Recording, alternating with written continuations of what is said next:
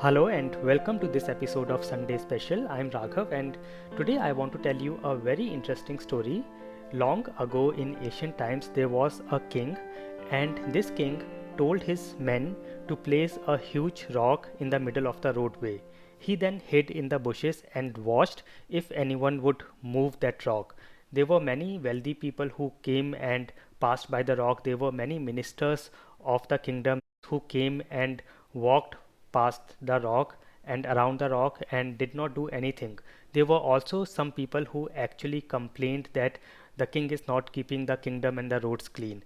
After some time, there was a very simple farmer who came and saw the rock. He decided to move the rock, and he tried moving the rock with his hands, but the rock was very heavy. Then he used some sticks and some tool, and finally after a lot of hard work he was able to move the rock out of the way.